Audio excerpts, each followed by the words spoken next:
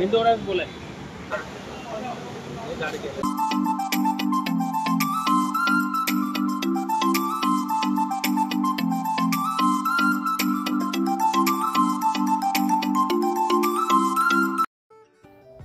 नमस्कार. मी अनिता तुम्हा सगळ्यांचं स्वागत करते आजच्या नवीन ब्लॉगमध्ये. आय होप तुम्ही सगळे खूप छान मस्त मजेत असाल. तर आज होता शनिवार. शनिवारी सकाळचं रुटीन तुम्हाला सगळ्यांना जे फॉलो करतात त्यांना सगळ्यांनाच माहीत झालेलं आहे. शनिवारच्या रिच्युअलमध्ये पोह्यांचाच नाश्ता असतो आमच्याकडे आणि ती रेसिपी पण मी तुमच्या सगळ्यांबरोबर खूप वेळा ऑलरेडी शेअर करून झालेली आहे. पण काही नवीन लोक असतील तर त्यांच्यासाठी पुन्हा एकदा दाखवते शॉर्टकटमध्ये. शनिवारी सुट्टी असते मला आणि सुट्टीच्या दिवशी सगळं निवांत आवरायचं असतं, कारण नाश्ता वगैरे सगळं रोज घाईतच चालू असतं. म्हणून मग शनिवारच्या दिवशी सगळं हळूहळू करते मी कामं. इथे बाहेर डेकोरेशन काढायचं पण चाललं होतं, काही गोष्टी राहिल्या होत्या काढायच्या, त्या हळूहळू काढायच्या चालल्या होत्या.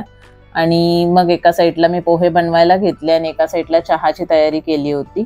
पोहे तर मी खूप सिंपल बनवते पण खूपच टेस्टी बनतात आणि त्याची रेसिपी मी शॉर्टमध्ये पण ऑलरेडी अपलोड केलेली आहे.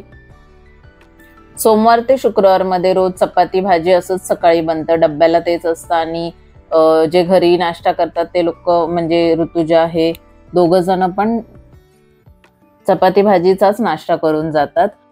फक्त शनिवार आणि रविवार आमच्याकडे नाश्ता वेगळा आणि लंच वेगळं असं बनतं, कारण सुट्टी असते. मग सुट्टीच्या दिवशी कोणाला पण काहीतरी स्पेशल खावंसं वाटतंच. तर शनिवार आणि रविवारमध्ये एक दिवस साऊथ इंडियन नाश्ता कंपल्सरी असतो आणि एक दिवस पोहे असतात. तर असं नेहमीचं ठरलेलं आहे. त्याच्यानंतर पोहे फोडणीला द्यायला घेतले. पोहे फोडणीला देताना फोडणीमध्ये सगळ्यात आधी हिरवी मिरची, कढीपत्ता, जिरं, मोहरी घातलं होतं आणि त्याच्यात थोडीशी कोथिंबीर पण घालून द्यायची. त्याच्यामुळे खूप छान कोथिंबीरचा फ्लेवर त्याच्यामध्ये उतरतो. आणि त्याच्यानंतर मग कांदा वगैरे सगळं भाजून हळद मीठ घालून लगेचच पोहे घालायचे. हळद घातल्यानंतर जास्त वेळ भाजायची नाही. आणि सगळ्यात महत्त्वाची टिप म्हणजे जेव्हा पण तुमचे पोहे समजा थोडे ड्राय झालेत किंवा व्यवस्थित भिजले नाहीत असं तुम्हाला वाटतंय, पोहे घालताना आपल्याला एक अंदाज येतोच की पोहे खूप जास्त ड्राय वाटतायत. माझे तसे कधीच होत नाहीत आणि आजही झाले नाहीत. पण एखाद्या वेळेस जर असं झालं तर मग त्याच्यामध्ये काय करायचं, वरतून पाण्याचा हपका द्यायचा, म्हणजेच पाण्याचा शिंतोडा द्यायचा. असं हातात थोडंसं पाणी घ्यायचं आणि ते सगळीकडे थोडं थोडं शिंपडायचं आणि जस्ट 1 मिनिट झाकण ठेवायचं आणि एक वाफ काढून घ्यायची. पोहे पुन्हा एकदा सॉफ्ट होतात.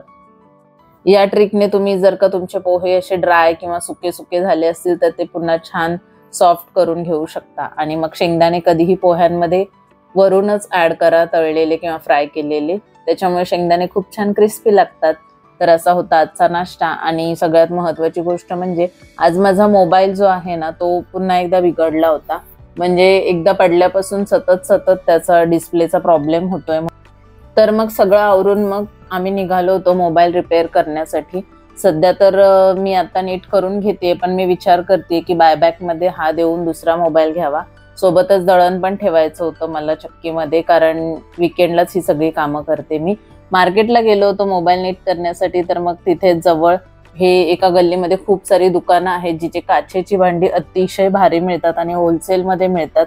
सगळी कटलरी, डिशेस, छान छान काचेचे मस्त भांडी इथे मिळतात. आणि ह्या शॉपमध्ये मी 3rd टाइम आलेली आहे. मला खूप आवडतं इथल्या गोष्टी, म्हणून म्हटलं तुमच्याबरोबर पण शेअर कराव्यात. मस्जिद बंदरमध्ये हे शॉप आहे या गल्लीमध्ये आणि शॉपचं नाव हे आहे. तर मग तुम्हाला कोणालाही कधीही घ्यायचे असतील तर इथे होलसेलमध्ये आणि उत्तम भांडी मिळतात. खूप छान काचेची भांडी मिळतात. मी काय घेतलंय ते मी पुढे व्हिडिओमध्ये तुमच्याबरोबर शेअर करणारच आहे. खूप जास्त ऊन झालं होतं, मोबाईल रिपेअर करून झाला होता आणि मी निघाले होते. तुम्ही सगळेजण पण मला प्लीज सजेस्ट करा कमेंटमध्ये की मी कोणता मोबाईल घेऊ, कारण मी 2 मोबाईलमध्ये कन्फ्यूज होतीये. आयफोन घेऊ की सॅमसंगचाच नवीन व्हर्जनचा घेऊ, बघू आता कोणता मोबाईल घेतीये ते. पण सध्या तरी माझ्या मोबाईलची अवस्था खूपच खराब होती आणि तो हँग पण होतोय सतत. तर मग असा दिसत होता मोबाईल. खूप जास्त उन्हामध्ये ट्रॅव्हल करून आल्यानंतर काहीतरी खायचं होतं आणि भूक लागली होती. तर घरी जाऊन आता मी खूप जास्त थकले होते, कधी बनवणार आणि कधी खाणार, म्हणून मग ठरवलं की काहीतरी बाहेर खाऊया. मग आमच्या घराच्या जवळच प्रकाश डोसाचं आउटलेट आहे आणि तिथे खूप छान साऊथ इंडियन फूड मिळतं, म्हणून मग तिथे जायचं ठरवलं. खूप जास्त ऊन लागत होतं बाईकवर सुद्धा. तिथे गेलो आम्ही प्रकाश डोसामध्ये आणि तिथलं ओनियन उत्तप्पा, डोसा असं सगळं काही घेतलं आणि मस्त एन्जॉय केलं. खरंच इथलं साऊथ इंडियन फूड खूप छान आहे. तुम्ही पण तुमच्या जवळ त्यांचे आउटलेट असतील तर ट्राय करा, आणि बऱ्याच जणांनी केले सुद्धा असतील. तर मग याच्यानंतर फिल्टर कॉफी तर मॅन्डेटरी असते, ती मी पिऊन घेतली. मला खूप जास्त आवडते कॉफी. तुम्ही बऱ्याच ब्लॉगमध्ये बघितलं सुद्धा असेल मला कॉफी पिताना. त्यानंतर मी काय भांडी घेऊन आली ते मी तुमच्याबरोबर शेअर करते. तर माझ्याकडे टिफिन सध्या चांगले आहेत, पण मला ना काचेचे टिफिन घ्यायचे होते. तर तिथून मी हे 3 टिफिन घेऊन आलेले आहे, काचेचे, एकाच साईजचे. कारण जेव्हा मला काहीतरी स्पेशल घेऊन जायचं असतं ऑफिसला किंवा बाहेर, जसं की मी कधी पुरणपोळी किंवा असं वेगळं काहीतरी बनवते, तेव्हा मला चांगले मोठे टिफिन हवे असतात. म्हणून मग मी हे 3 टिफिन घेऊन आले. तिन्ही एकाच साईजचे आहेत आणि खूप चांगली क्वालिटी आहे. आणि होलसेलमध्ये असल्यामुळे हे एक टिफिन मला 100 रुपयाला भेटलेलं आहे. तिथे वेगळे पण होते, ज्याच्यामध्ये तुम्ही एकाच याच्यामध्ये सेट होते 2चे 3चे, ते पण वेगवेगळे होते. आणि हा कॉफी ब्लेंडर हा तुम्ही ऑलरेडी शॉर्टमध्ये बघितलेलाच आहे. हा इतका क्यूट आणि इतका छान कॉफी ब्लेंडर आहे. मी आधी एक कॉफी ब्लेंडर घेतला होता, पण तो माझ्याकडून खराब झाला आणि मला कॉफी खूप आवडते, त्यामुळे मी लगेच हा दुसरा घेऊन आली आहे. हा खूप छान आहे आणि मी ह्याने कॉफीसुद्धा बनवून प्यायली आहे. हे तुम्ही शॉर्टमध्ये ऑलरेडी बघितलं आहे. तर असं सगळी शॉपिंग मी केलेली आहे. चॅनलवर नवीन असाल तर सगळ्यात आधी चॅनलवर जाऊन सबस्क्राईबचं बटन क्लिक करा. अजूनही तुम्ही माझ्या चॅनलला सबस्क्राईब केलं नसेल तर प्लीज लवकर करा आणि पुढेही रेसिपी एन्जॉय करा. रेसिपी ती म्हणजे शेंगोळ्या. शेंगोळ्या ह्या खरं तर कुळिताच्या पिठाच्या वगैरे बनवल्या जातात, पण इन्स्टंट जेव्हा आपल्याला बनवायचं असतं तेव्हा आपण असा जुगाड करूच शकतो. थंडी येते त्यामुळे ही रेसिपी नक्की ट्राय करा.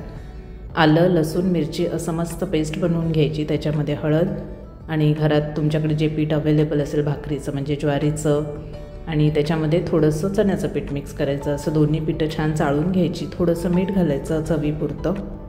टेस्टसाठी थोडंसं जिरं पण ॲड करू शकता. तर असं सगळं घट्ट मळून घ्यायचं, कारण का आपल्याला ह्याच्या शेंगोळ्या बनवायच्या आहेत. जर तुम्ही थोडं जरी पातळ मळलं तर ते व्यवस्थित शेपमध्ये बनणार नाहीत. म्हणून अशा सगळ्या कच्च्या पिठाच्या शेंगोळ्या बनवून घ्यायच्या. तुम्हाला हव्या त्या शेपच्या तुम्ही बनवू शकता. गोल गोल बनवू शकता किंवा चकलीसारख्या बनवू शकता, पण ह्या अशा लांब असतात शक्यतो. तुम्ही जर अदर रेसिपीज बघितल्या तर तुम्हाला कळेल. त्याच्यानंतर ह्याचा रस्सा बनवायला घ्यायचा. त्याच्यासाठी कढईमध्ये हिंग, मोहरी, जिरं असं सगळं घालायचं. त्याला छान तडका मारायचा आणि त्याच्यामध्ये कांदा घालायचा. जसं तुम्ही झुणक्याला पिठल्याला फोडणी देता अगदी तशीच फोडणी द्यायची. आणि मग जे पेस्ट तुम्ही शेंगोळ्यांसाठी जी मिरची आलं लसूणची पेस्ट बनवली होती ती पण ह्याच्यात घालायची आणि पाणी घालायचं गरजेनुसार. जास्त नाही घालायचं, कारण शेंगोळ्याच्या पिठाचं पाणीसुद्धा ह्याच्यामध्ये ॲड करायचं असतं, तरच त्याला ती थिकनेस आणि टेस्ट येते म्हणून. तर अशी पेस्ट घातली. त्याच्यानंतर चांगला मसाला भाजून घेतला. हळद, मीठ, जिरे पावडर असं सगळं घालायचं छानपैकी. तुमचे आवडते मसाले तुम्ही घालू शकता याच्यामध्ये. आणि छान खळखळून उकळू द्यायचं. खळखळून उकळल्यानंतर त्याच्यामध्ये कोथिंबीर ॲड करायची आणि मग ज्या कच्च्या पिठाच्या शेंगोळ्या बनवलेल्या आहेत त्या सगळ्या ह्याच्यामध्ये घालायच्या. आणि त्याचसोबत त्याचं जे पाणी आहे शेंगोळ्याच्या पिठाचं ते पण ह्याच्यामध्ये मिक्स करायचं. त्याच्यामुळे ही ग्रेव्ही छान थिक बनते आणि लगेचच 7 ते 8 मिनटात शिजून तयारही होतात. तर मग अशी रेसिपी आहे. तुम्ही सगळे पण घरी नक्की ट्राय करा. ताईने बनवली होती, मी पण लवकरच ट्राय करेन आणि ती पण तुमच्याबरोबर शेअर करेन. आणि हो, सगळ्यात महत्त्वाचा आणि इम्पॉर्टंट पॉईंट म्हणजे जर तुम्ही चॅनलवर नवीन असाल तर प्लीज या चॅनलला सबस्क्राईब करा. चला तर मग ही रेसिपी नक्की ट्राय करा. भेटूयात आपण सगळे नेक्स्ट ब्लॉगमध्ये. आणि हो, शेंगोळ्या गरम गरम भाकरीबरोबर तुम्ही खाऊन घ्या आणि रेसिपी कशी झाली होती हे कमेंट करून सांगायला विसरू नका. बाय.